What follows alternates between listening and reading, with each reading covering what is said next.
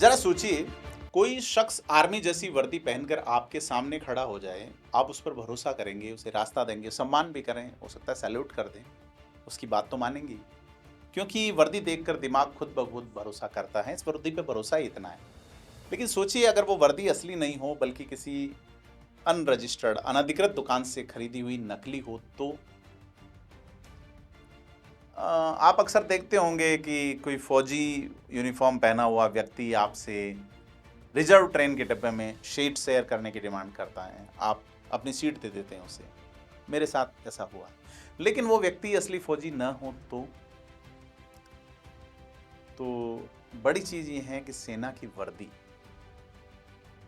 और यह डर जो है सच होते होते बचा है जब भारतीय सेना और राजस्थान पुलिस ने राजस्थान के श्री गंगानगर जिले में एक बड़ा नकली आर्मी कपड़ा रैकेट पकड़ा है।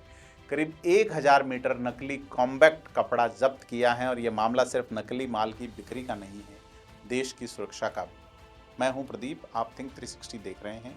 आज हम समझेंगे कि ये पूरा नेटवर्क कैसे पकड़ में आया, पाकिस्तान बॉर्डर से सटे इस जिले में इसका होना कितना गंभीर है और कानून इस पर क्या कहता है।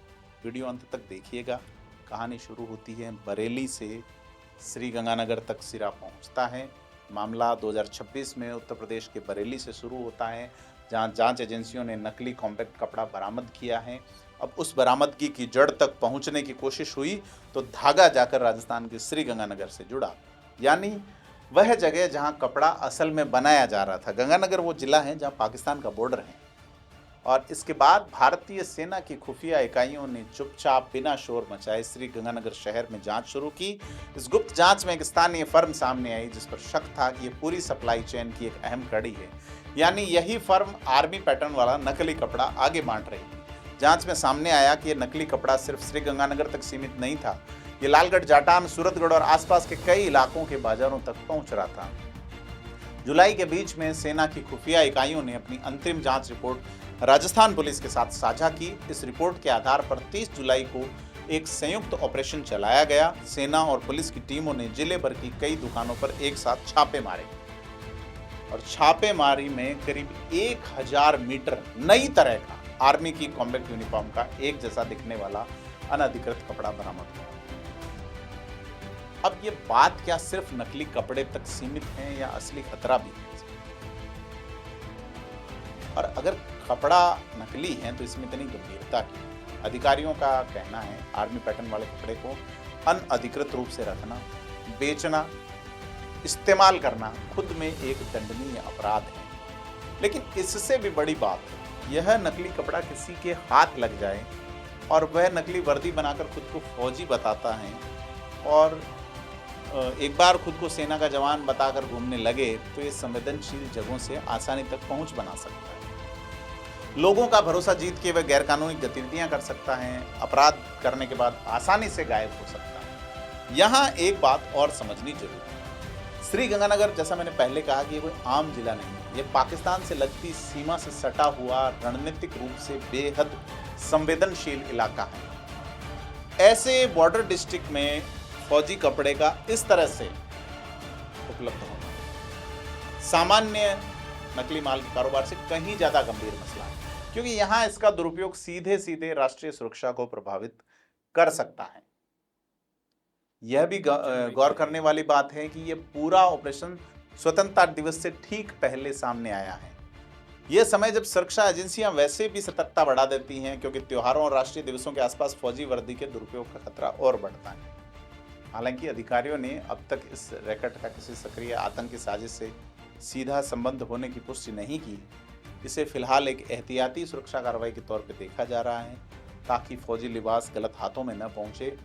कानून क्या कहता है इस मामले में, क्योंकि कानून की बात करनी बनती है। यह समझना जरूरी है कि आखिर ऐसा करने वालों पे होता क्या है। भारत में भारतीय न्याय संहिता यानी BNS 2023 की धारा 168 के तहत अगर कोई आम नागरिक जानबूझकर सैन्य वर्दी पहनता है या सैन्य बैज चिन्ह का इस्तेमाल इस मकसद से करता है कि लोग उसे सेना का सदस्य समझे, तो एक दंडनीय अपराध है।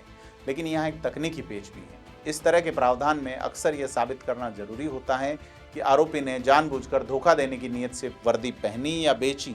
यही वजह है कि सिर्फ कपड़ा रखना काफ़ी नहीं होता, मंशा साबित करना अहम कड़ी बन जाती है। यही वजह है कि जांच एजेंसियां पूरी सप्लाई चेन तक पहुंचने की कोशिश करती हैं, ना किसी एक दुकान या एक व्यक्ति तक। और यहाँ यह जानना भी दिलचस्प है कि भारतीय सेना ने अपने नए डिजिटल कैमोफ्लाज पैटर्न को लेकर भी पेटेंट और डिजाइन अधिकार हासिल कर रखे हैं, ताकि कोई अनधिकृत वेंडर उस डिजाइन को खुले बाजार में बनाकर बेच ना सके। यानी यह मामला सिर्फ धोखाधड़ी या सुरक्षा का नहीं, बल्कि बौद्धिक संपदा के उल्लंघन का भी है।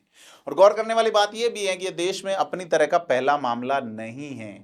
इससे पहले भी दिल्ली और राजस्थान से जुड़े गिरोहों का पर्दाफाश किया जा चुका है। कैंटीन स्टोर डिपार्टमेंट से जुड़े नकली सप्लाई चेन के जरिए फौजी वर्दी जो है वो गैरकानूनी तरीके से बेचते कुछ लोग पकड़े गए थे। यानी यह अलग अलग घटना नहीं, बल्कि एक ऐसा पैटर्न है जो बार बार सामने आ रहा है। अब जांच एजेंसियां ये पता लगाने में जुटी है कि सप्लाई नेटवर्क कितना बड़ा है और क्या यह नकली कपड़ा सिर्फ राजस्थान तक सीमित रहा था या देश के दूसरे हिस्सों में भी बेचा जा रहा था। यहाँ बड़ा सवाल ये कि आखिर एक स्थानीय फर्म बिना किसी बड़े नेटवर्क या डिमांड के इतनी बड़ी मात्रा में आर्मी पैटर्न कपड़ा बना क्यों रही? क्या ये सिर्फ नकली कपड़ों के व्यापार का लालच था या इसके पीछे कोई और मकसद भी है? ये सवाल अभी जांच का हिस्सा और इसका पूरा जवाब अभी आने वाले दिनों में सामने आएगा। तो अभी तक जो जानकारी हमारे सामने है उसके मुताबिक इस केस को आतंकी साजिश के तौर पे नहीं जोड़ा गया है। जांच शुरुआती दौर में किसी भी नतीजे पर पहुंचने से पहले जांच एजेंसियों की आधिकारिक पुष्टि का इंतजार करना चाहिए। इतना तय कि सुरक्षा एजेंसियों ने इसे हल्के में नहीं, तेजी से कार्रवाई, सप्लाई चेन तक पहुंचने की कोशिश की। और एक बॉर्डर डिस्ट्रिक्ट में फौजी वर्दी जैसा कपड़ा बेरोक-टोक बन और बिक रहा हो, ये खबर हमें हल्के में लेनी भी नहीं चाहिए। सेना की वर्दी सिर्फ एक कपड़ा नहीं है, एक भरोसे का प्रतीक है और उस भरोसे के साथ खिलवाड़ बर्दाश्त नहीं किया जा सकता। अगर आपके आसपास कहीं कुछ ऐसा हो रहा है तो स्थानीय पुलिस या सेना की खुफिया इकाई को सूचित करें। नागरिक जिम्मेदारी का परिचय दें। इस खबर को शेयर कीजिए ताकि ज़्यादा लोग जागरूक हों। थिंक 360 को सब्सक्राइब कीजिए। धन्यवाद। जय हिंद।